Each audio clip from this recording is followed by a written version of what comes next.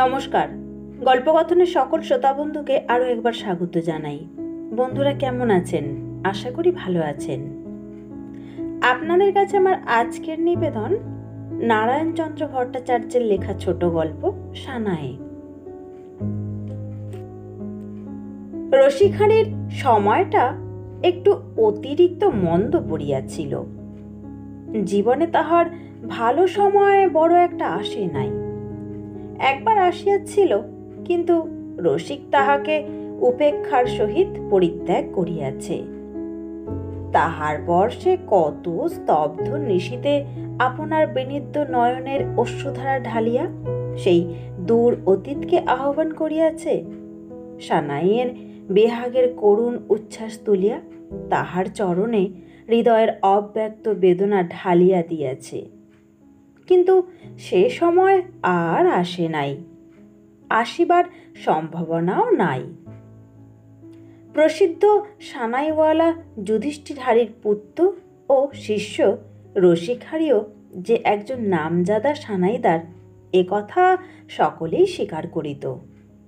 অনেকে এমনও বলিত সে সানাইয়ে পিতাকেও ছাড়াইয়া উঠিয়াছে। রসিক কিন্তু এ কথা স্বীকার করিত না। সে বলিত, তাহার পিতা যেমন ভরা রাত্রে দরবারি কানারার গমকের ওপর গমক তুলিত, মূর্ছনা ঢেউয়ের মতো উঠিত, ভৈরবীর কোমল ধৈবত ও নিখাতের মধ্যে যে মূর্ছনা দিয়া মধ্যমে আনিয়া মিলাইত, সেটুকু রসিক এতদিনেও আয়ত্ত করিতে পারে নাই। কখনো পারিবে কিনা সন্দেহ। সুরজ্ঞ শ্রোতারা বলিত, এটা রসিকের বিনয়। অপরে বলিত, হবেও বা, যুধিষ্ঠির একজন ক্ষণজন্মা সানাইদার ছিল।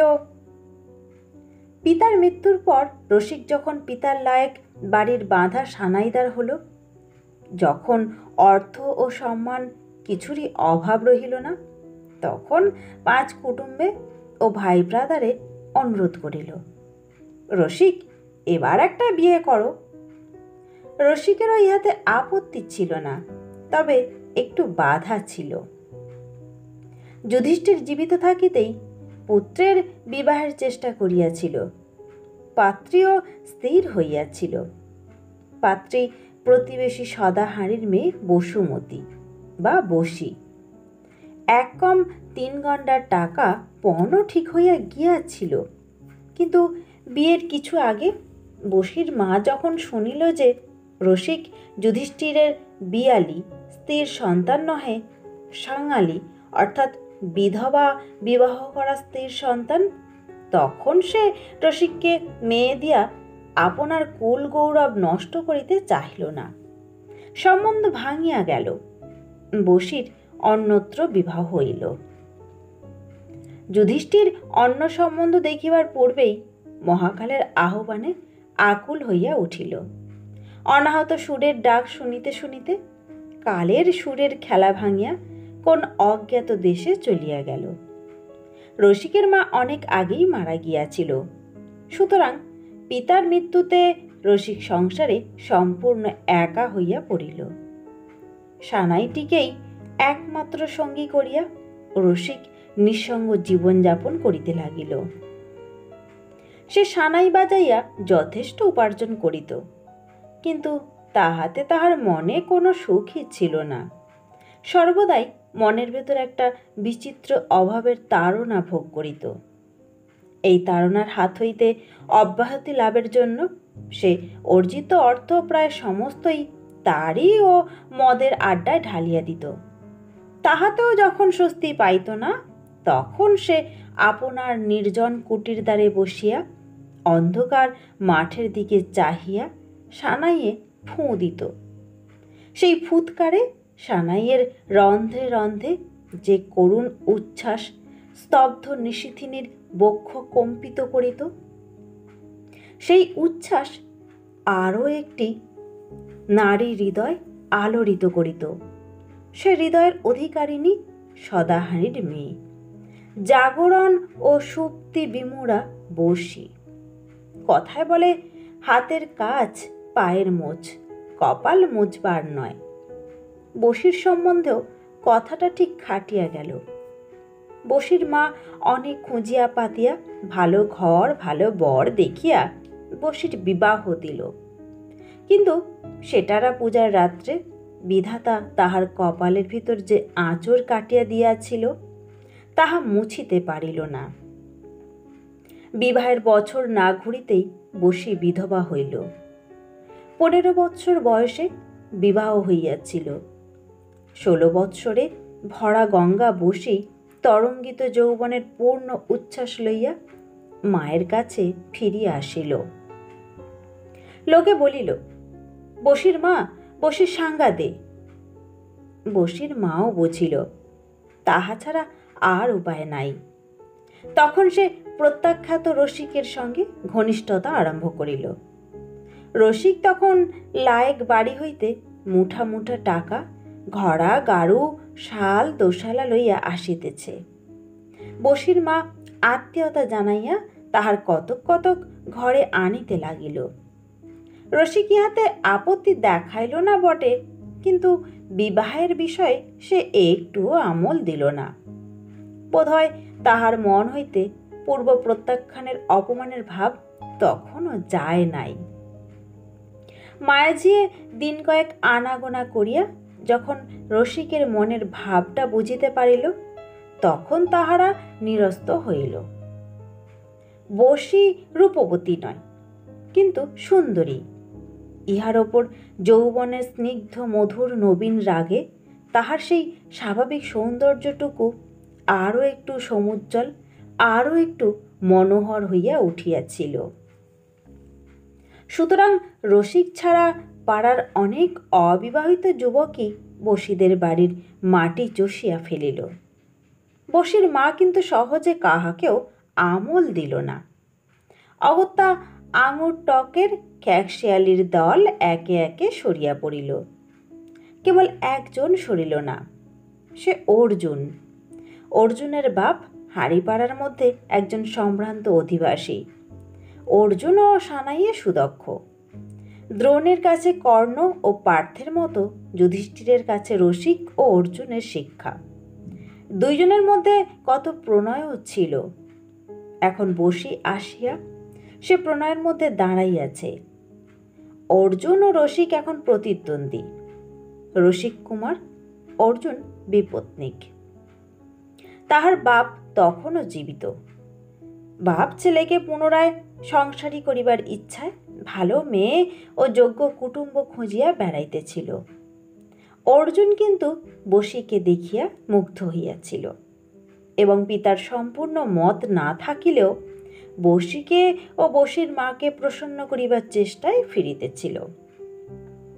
অর্জুন প্রত্যহ সন্ধ্যার পর সানাই হাতে বসির মার কুটিরে উপস্থিত হইত এবং বসির মার সঙ্গে কিছুক্ষণ সুখ দুঃখের গল্প করিয়া বসিকে সানাই শোনাইত। সে বাছিয়া বাছিয়া ভালো সুর বাজাইত। সুরের মাঝে মাঝে ফাঁক ধরিয়া তাহাতে যত রকম কায়দা দেখানো যাইতে পারে তাহা দেখাইত। তাহার ফুৎকারে ও অঙ্গুলি সঞ্চালনের কৌশলে নির্জীব সানাই সজীব মানুষের মতো কখন হাসিত, কখন কাঁদিয়া ভাসাইয়া দিত, কখনো বা বিরহের আকুল তান তুলিয়া করুণ স্বর তরঙ্গে সমস্ত আকাশ প্লাবিত করিত। কিন্তু তাহার এই প্রাণঢালা সঙ্গীতের সব রেশটুকু যে বসির কানে যাইত এমন বোধ হইত না। সে আপন মনে চাটাই বুনিত, পাতা গুছাইত। শেষে রাত বেশি হইলে হাই তুলিয়া আলস্য ভাঙিয়া উঠিয়া দাঁড়াইত। অর্জুন নৈরাশ্যের দীর্ঘশ্বাস ত্যাগ করিয়া সানাই বন্ধ করিয়া ঘরে যাইত। তারপর গভীর নিশীথে যখন পল্লীর অপর প্রান্ত হইতে আরেকটি সানাইয়ের করুণ সুর উত্থিত হইত, তখন বসি তন্দ্রা ঘরে চমকিয়া উঠিত এবং বংশীধ্বনি মুগ্ধ কুরঙ্গীর ন্যায় রুদ্ধশ্বাসে উৎকর্ণ হইয়া তাহা শুনিত। শুনিতে শুনিতে তাহার মনে হইত যেন কোন অতৃপ্ত হৃদয় আবেশময়ী তৃষিত প্রাণের করুণ বেদনা এই সুরের মধ্যে ঢালিয়া দিয়া তাহারই উদ্দেশ্যে এই ক্ষুদ্র কুটির প্রান্তে পাঠাইয়া দিতেছে। এই আকুল কণ্ঠের করুণ প্রার্থনা শুনিতে শুনিতে, ভাবিতে ভাবিতে সে যে কখন ঘুমাইয়া পড়িত, কখন যে সে মোহন সুরের তরঙ্গ নৈশাকাশে বিলীন হইয়া যাইত, তাহা সে জানিতেও পারিত না। কিন্তু সকালে বসি চাটাই মাথায় লইয়া হাটে যাইবার সময় যখন দেখিত রসিক তারির নেশায় আচ্ছন্ন হইয়া কুটিরের রোয়াকে ছেঁড়া চাটাইয়ের ওপর অচেতন অবস্থায় পড়িয়া আছে, বমিতে বিছানা ভিজিয়া গিয়াছে, রাস্তায় পর্যন্ত বমির বিশ্রী দুর্গন্ধ ছুটিয়াছে, তখন তাহার রজনীর ভ্রম ঘুচিয়া যাইত। ঘৃণার সহিত ভাবিত, ছি ছি, এই কি সেই সানাইদার? এই কি প্রতি নিশীতে সুর মন্দাকিনী বহায় এবং প্রতিদিনই এই বিভৎস কাণ্ড করে? এ যে বদ্ধ মাতাল। অর্জুন এত মিষ্ট বাজাইতে পারে না বটে, কিন্তু সে তো এমন মাতাল নয়। ও সে মানুষ, আর এ ভূত। তবুও বসিকে ভূতেই পাইয়াছিল। ভবিষ্যতের জন্য সে কোনোদিন মাথা ঘামায় নাই এবং বর্তমানের কুহেলিকা সে ভেদ করিতে প্রয়াস পায় নাই।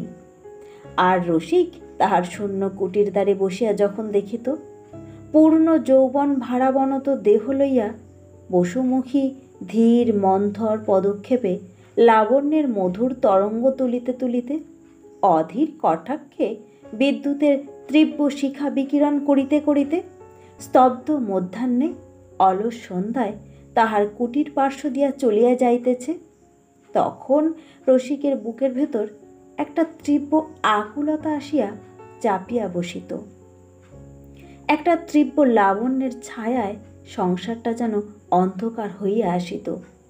সুখ দুঃখ, আশা আকাঙ্ক্ষা, জীবন মৃত্যু সকলই একটা নির্মম ব্যর্থতার মধ্যে চাপা পড়িয়া যাইত।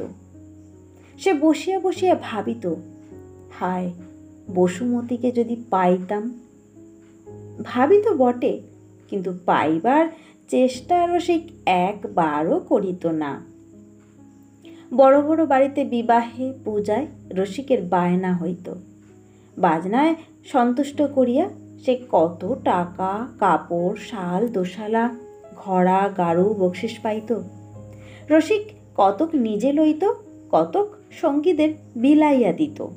বিবাহ বাড়িতে যখন নবদম্পতি বাসর ঘরে বসিয়া স্বপ্নালোকে বিচরণ করিত, তখন রসিক দ্বার প্রান্তে বসিয়া সানাইয়ের সাহানার মধুময় মিলনের উচ্ছ্বাস তুলিয়া গাহিত, এসো এসো বধূ, এসো ব্রসো হে হৃদয় মন্দিরে।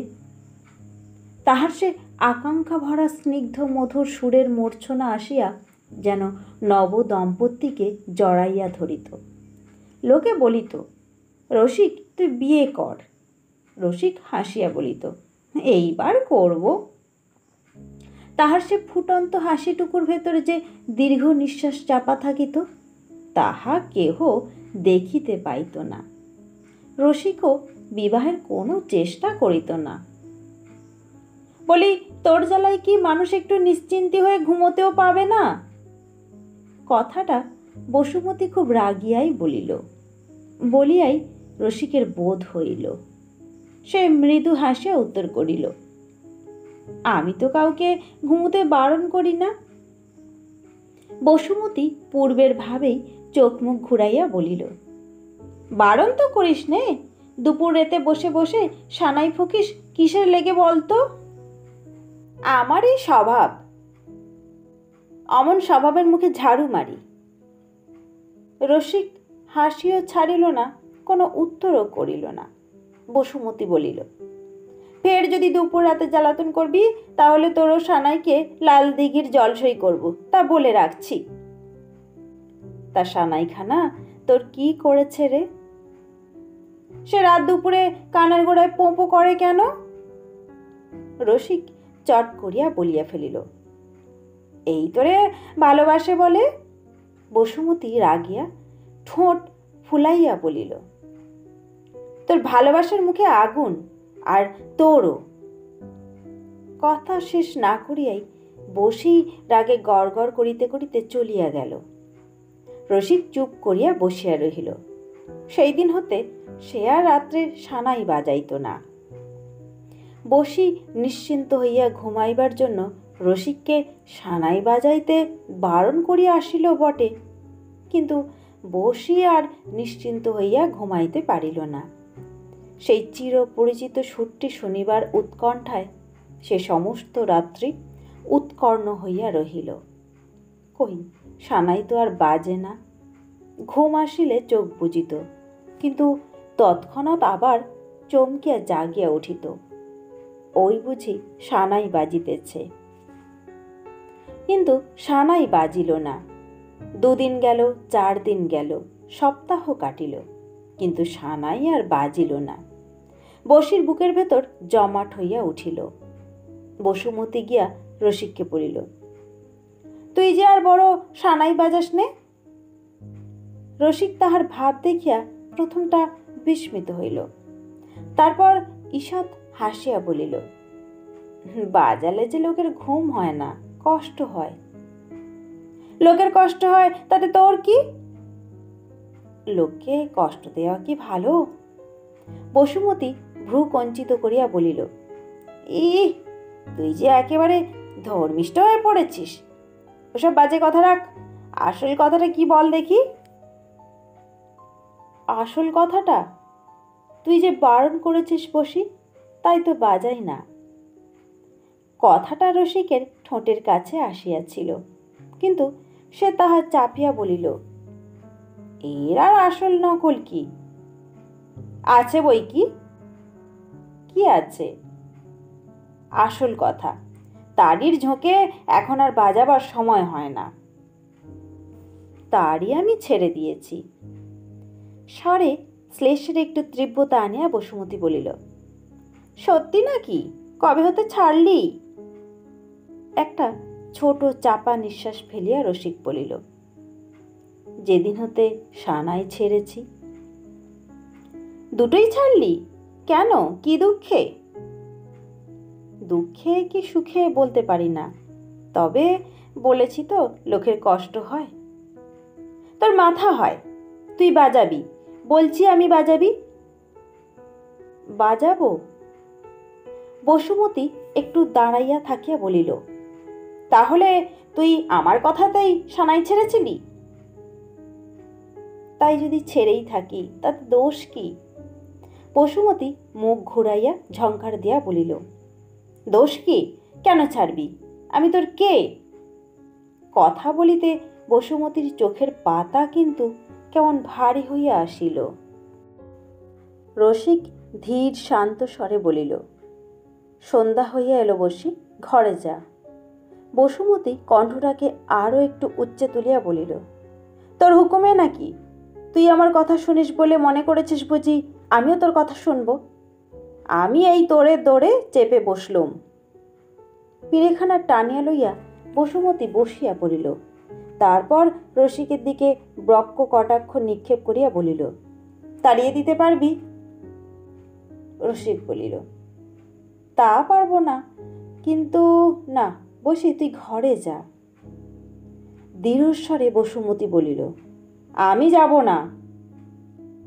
রসিক আর কিছু বলিল না। তেঁতুল গাছের পাশ দিয়া 2-4টা নক্ষত্র দেখা যাইতেছিল। রসিক নীরবে তাহার দিকে চাহিয়া রহিল। কিছুক্ষণ চুপ করিয়া বসিয়া থাকিয়া বসুমতী উঠিল। আচ্ছা। বসুমতী বলিল, তুই রাগ করিস নে রসিক। না। দাঁড়িয়ে আসবো? গর্বের হাসি হাসিয়া বসুমতী বলিল, ইস, আমাকে কি বামুন কায়েতের ঘরের মেয়ে পেলি? আমার ভূতের ভয় নেই। না, তুই সত্যি হাড়ির মেয়ে। বসুমতী ফিরিয়া চাহিল, দেখিল অর্জুন। বসুমতী তাহার দিকে শুধু একটা ক্রুদ্ধ কটাক্ষ নিক্ষেপ করিয়া সগর্ব পাদবিক্ষেপে চলিয়া গেল। রসিক স্তব্ধ জ্বরের ন্যায় যেমন বসিয়াছিল তেমনই বসিয়া রহিল। দূরে নীলাকাশে অগণ্য তারকাদীপ্ত হীরকের মতো জ্বলিতেছিল। তাহার দিকে তাকাইয়া রহিল। রসিকের বুকের ভেতর ঝড় বহিতেছিল। বসুমতীর ক্রুদ্ধ কটাক্ষে বিদ্ধ অর্জুন সহজে রসিককে ছাড়িল না। সে পাড়ায় প্রচার করিয়া দিল, রসিক সদাহারীর মেয়েকে কুপদগামিনী করিবার চেষ্টা করিতেছে। সে স্বচক্ষে দেখিয়াছে এবং সকর্ণে শুনিয়াছে। রসিক সেদিন সন্ধ্যাবেলা বসিকে নিজের ঘরে ডাকিয়া নানা প্রলোভন দিতেছে। সেই অশিক্ষিত অসভ্য হাঁড়ির সমাজে ইহা লইয়া একটা গুরুতর আন্দোলন চলিল এবং মাতব্বরেরা একজোট হইয়া সিদ্ধান্ত করিল, হয় রসিক উপযুক্ত দণ্ড দিয়া বসিকে সাঙ্গা করুক, নাই তাহার হুঁকা বন্ধ হইবে। রসিক কিন্তু মিথ্যা অপবাদের দণ্ডস্বরূপ বসিকে সাঙ্গা করিতে রাজি হইল না। সুতরাং সমাজে তাহার হুঁকা বন্ধ হইয়া গেল। মোড়লেরা তাহার ডাক বন্ধ করিয়া দিল। এই অবসরে অর্জুন বসির মাকে অর্থের প্রলোভনে বাধ্য করিয়া বসির প্রাণী গ্রহণ করিল। বিবাহে অর্জুন বেশ 2 পয়সা খরচ করিল। 5 গ্রামের আত্মীয় কুটুম্বের খোঁজ লইল। 4-5 দিন ধরিয়া ভোজ চলিল। আদমন 30-এর ধান্যেশ্বরী আসিল। 3টা শুকর মারা হইল। পাড়ার ছেলে বুড়া সকলেই আমোদে মাতিয়া উঠিল। মাতিল না কেবল রসিক। সে আপনার উলু ঘরে ছাওয়া কুঁড়ের ভেতর বসিয়া দিন কাটাইতে লাগিল। কেবল সন্ধ্যাকালে একবার বাহির হইয়া হাটপাড়ার বাজার হইতে 2-1 ঝাঁপি তাড়ি লইয়া আসিত। বিবাহের দিন সন্ধ্যার পর হইতে সে সানাইয়ে যে তান ধরিল, সে তান সমস্ত রাত্রির মধ্যে একবারও থামিল না। সে রাত্রিতে সে তান যাহারই কানে গেল তাহাকেই বলিতে হইল। এমন করুণ সুর রসিকের সানাই হইতে আর কখনো বাহির হয় নাই।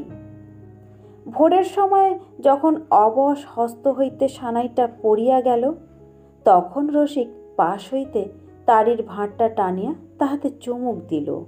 মাঘের শেষে বের বাড়ির ঘোষেদের বাড়িতে বিবাহ। সেটা অর্জুনের লায়েক বাড়ি হইলেও বাবুরা রসিকের সানাইয়ের সুখ্যাতি শুনিয়া তাহাকেও বায়না করিলেন।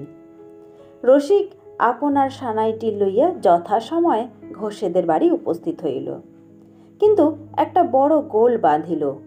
কোনো ঢুলি রসিকের সঙ্গে সঙ্গত করিতে রাজি হইল না।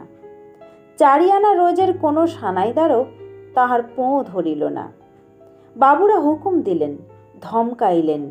বাদকেরা হাত জোর করিয়া বলিল, আমরা হুজুরের চাকর, কিন্তু এক ঘরের সঙ্গে বাজিয়ে পরগনার কাছে দায়ী হতে পারবো না। কর্তা হুকুম দিলেন, রসিক ভাই, আজ খাওয়া দাওয়া করো, আজ বিয়েটা চুকে যাক, কাল সকালে তোর সানাই শুনব। যদি তোর বাজনা ভালো হয় তবে তোকেই বহাল করব। রসিক 2 হাতে কপালে ছুঁয়াইয়া কর্তাকে অভিবাদন করিল। অর্জুনের মুখ শুকাইয়া গেল। বিবাহের পরদিন প্রভাতে বরযাত্রী ও কন্যাযাত্রী দিগর সম্মুখে রসিক ও অর্জুনের পরীক্ষা আরম্ভ হইল। সানাই শুনিবার জন্য গ্রামের ছেলে বুড়া সকলে ছুটিয়া আসিল। দান লইবার নিমিত্ত ভিন্ন ভিন্ন গ্রাম হইতে হাড়িবাগদির মেয়েরা আসিয়াছিল। তাহারাও এক পাশে চাপিয়া বসিল। তাহাদের ভিতর বসিও ছিল। সে একটু আগাইয়াই বসিল। প্রথমে অর্জুন বাজাইল। একজন প্রসিদ্ধ ঢুলি তাহার সহিত সঙ্গত করিল। প্রায় 1 ঘণ্টা গান চলিল। সকলেই তাহাকে বাহবা দিতে লাগল। তারপর রসিক উঠিল। সে 2 হাত জুড়িয়া বাবুদের অভিবাদন করিয়া করুণ নেত্রে ঢুলিদের দিকে চাহিল। ঢুলিরা মুখ ফিরাইয়া লইল। তখন কর্তা হুকুম দিলেন, অমনি বাজাও।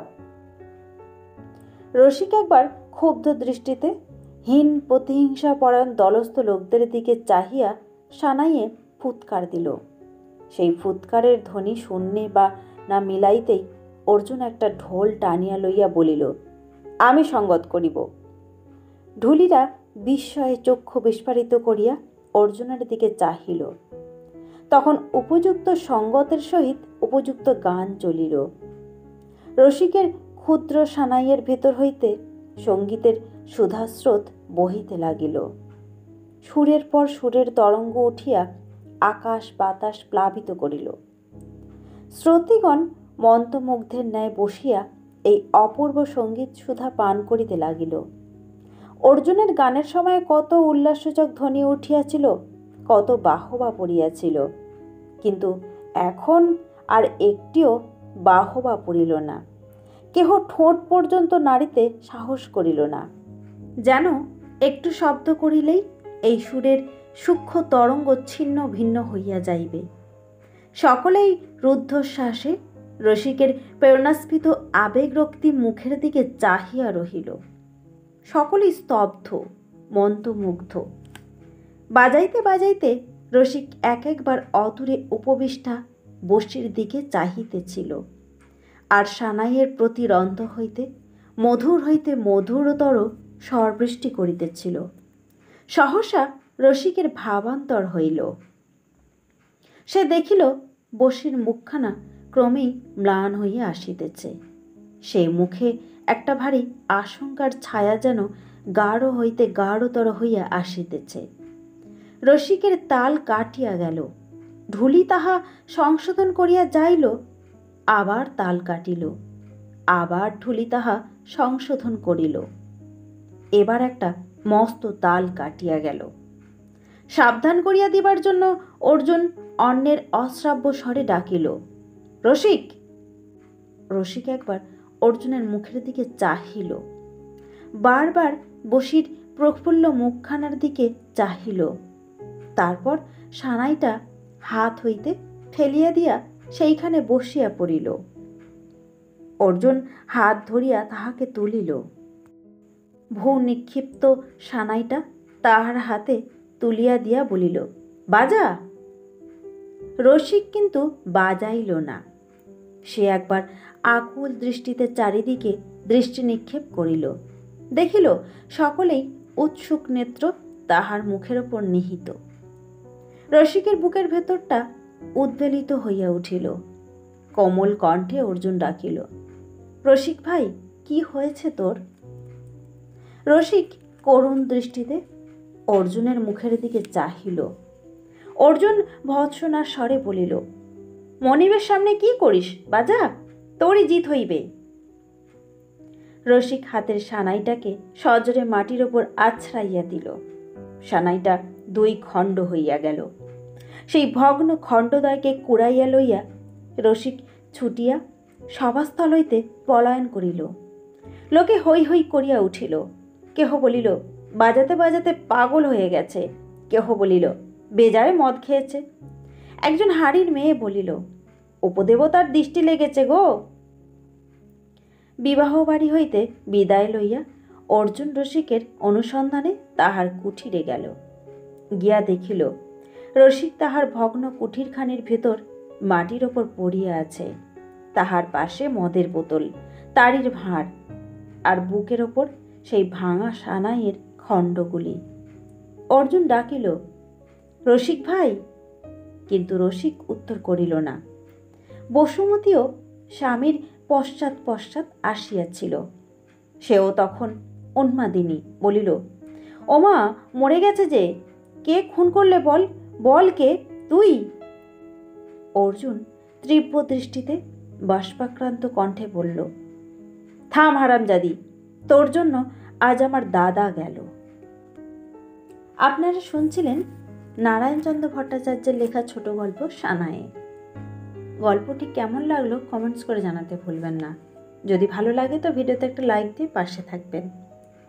সকলে খুব ভালো থাকবেন, সুস্থ থাকবেন। ধন্যবাদ।